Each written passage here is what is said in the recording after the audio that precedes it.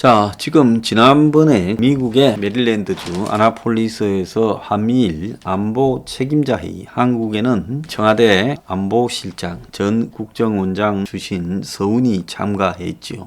거기서 미국이 반중 포위 전선인 쿼드에 한국이 참가해달라고 요구를 했고, 한국 측은 이런 말을 들은 적이 없다라고 부인하고 나섰습니다. 자, 그래서 강력하게 요청했다고 일본의 요미우리 신문이 보도를 했어요. 11일 날.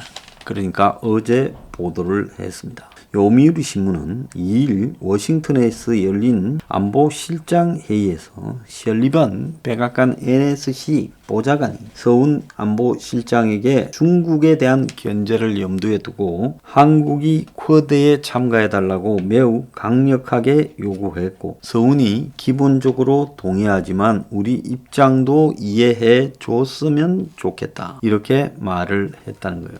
자, 그래서 그동안에 한국은 교역 및 대북 정책 등의 한중 남북 특수 이해관계가 있기 때문에 특정국을 견제하는 배타적 지역 구조에는 참여할 수 없다, 이런 입장을 밝혀왔어요. 자, 요미우리 신문의 기사가 나자 청와대가 기사가 사실이 아니고 정확하지 않고 유감스럽다라고 이야기를 하고, 한미, 한일, 영내 협력 문제 등에 대해 생산적으로 이야기가 있었고, 미국이 미북 협상 조기 재개에 부정적인 의견을 냈고, 북한 인권 문제를 거론했다는 것에 대해서도 미국이 미북 대화를 거절하지 않았고 인권 얘기는 나오지도 않았다는 거예요. 자, 이 이야기가 지금 등장했다라고 나오니까 문정인이가 튀어나왔습니다. 자, 문정인이는 지금 세정연구소 이사장이죠.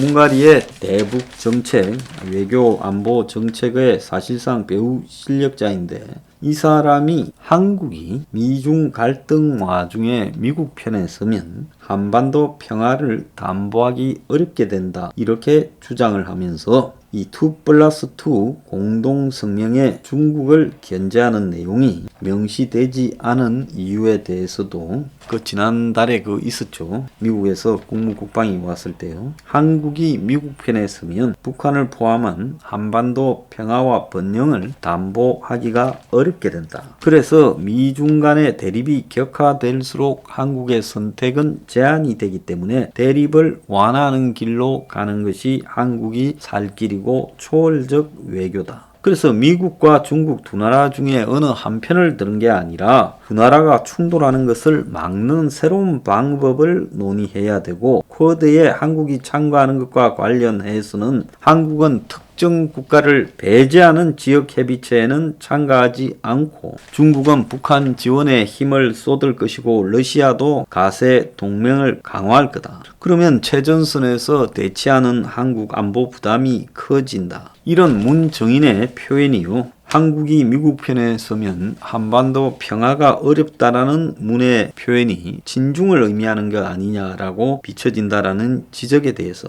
미국이 중국을 견제하기 위해 동북아 지역에 대한 관여를 합의하고 있기 때문에 한국이 중국 쪽으로 방향 잡는 것은 가능하지도 않다라고 말을 하고 있습니다. 일본의 요미우리 신문이라면요, 한국의 조선일보의 위치를 차지하고 있는 가장 권위 있는 신문입니다. 자, 일본에서도요, 안보실장이 참가했습니다. 그렇기 때문에 일본 안보실장도 가서 둘이가 이야기하는 것을 듣고 요미우리 신문에 이야기를 하지 않았겠습니까? 그러니까 미국의 설리반이 워싱턴 인근 아나폴리스라고 하는 메릴랜드 해군 사관학교에서 서훈을 만나 회담을 하면서 쿼드 참여를 강하게 요구했고, 서훈은 기본적으로 동의하지만은 우리 입장도 이해를 해달라, 이렇게 말을 했고, 요미우리는 한국 정부는 그동안에 지속적으로 특정국을 견제하는 배타적인 지역 구도에는 참여하지 않겠다고 말해왔고, 그래서 대중국 포위망의 한 축을 담당하는 것에 대해 소극적인 뜻을 표현한 것이다, 이렇게 분석을 했어요. 또 요미우리는 서훈 실장이 미국의 미북 정상회담을 조기에 재개할 것을 요구했고, 미국은 앞으로 트럼프 때처럼 무분별한 대안은 하지 않을 것이다 라고 말했다는 겁니다. 자, 이와 관련해서요, 지금 국내에 체류하고 있는 중국군이 110만 명입니다. 이들이 지금 한국 내에 정권은 진중을 포지션을 취하고 있는데 국민들은 굉장히 반중 포지션을 취하고 있고, 이들 중에 상당수는 보이스피싱을 통해 한국 사람들에게 피해를 입히고 또 신뢰 흡연 등을 갖다가 마음대로 이렇게 하고 있습니다. 그래서 한국 사람이 이 중국의 국내 거주 인력에 대해서 매우 부정적 인식이 갈수록 확산되어 가고 있다. 자, 이 부분도 지금 우리가 염두에 둬야 될 것 같아요. 자, 그런데 미국 의회가요, 대북 전담법에 대해서 청문회를 지금 앞두고 있습니다. 한국의 인권 문제를 전 세계에 생중계를 하겠다는 거예요. 시민의 자유를 묵살한 부분에 대해서 미국은 심각하게 한국 정권에 대해서 우려한다. 그래서 톰 랜턴스의 그 하원 인권위원회에서요, 15일 이 청문회를 개최한다는 겁니다.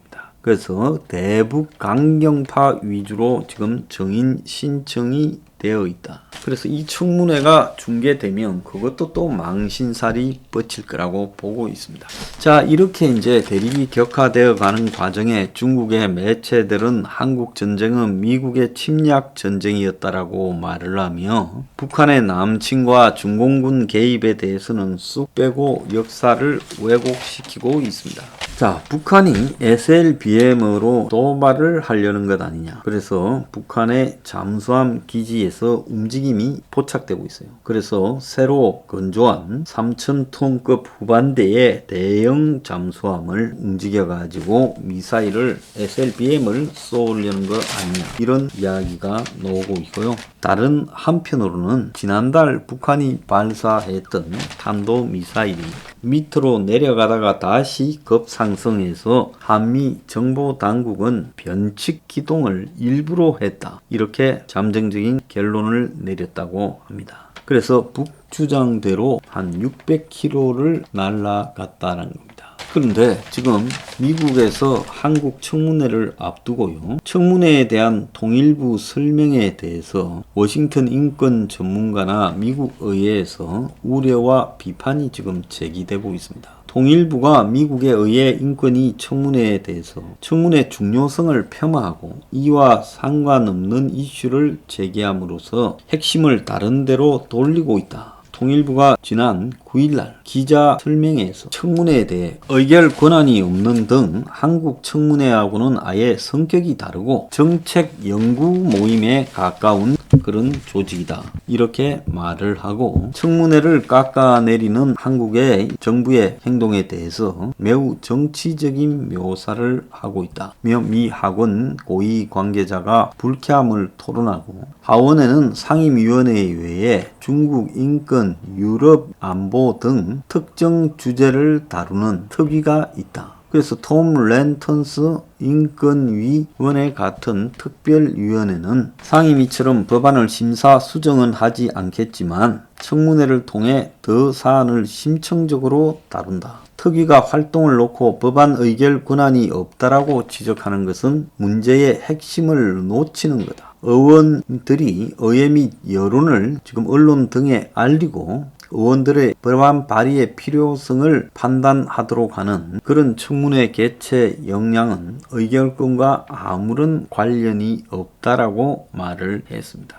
한편요, 미 국무부는 지난 8일날 브리핑에서 대북 정책 검토가 마지막 단계라고 한 지 2주가 지났는데 왜 발표가 되지 않느냐라는 부분에 대해서 지연이라는 의견에 대해 이의를 제기한다며, 자, 그래서 이 북한의 핵 프로그램은 매우 심각한 도전이라 미국의 국무부가 북한에 대한 최종적 입장을 결정하는 부분에 신중하게 검토하고 있는 것이다. 이렇게 말을 하고 있습니다. 이제 미국이 한국에 대해서 최후 통첩을 했다고 봐야 돼요. 쿼드 참가. 서훈이 거절했고요. 문정인은 미국 편에 서면 한반도 평화가 어렵다고 속내를 드러냈습니다. 이미 한국에는 공식적으로 110만 명의 중국인이 들어와 있습니다. 비공식적인 것까지 하면 150만, 200만을 향해서 간다라는 이야기도 있습니다. 그렇다면 이 시간 이후에 미국은 이제 한국의 입장을 고려하지 않고 한국은 미국의 안보에서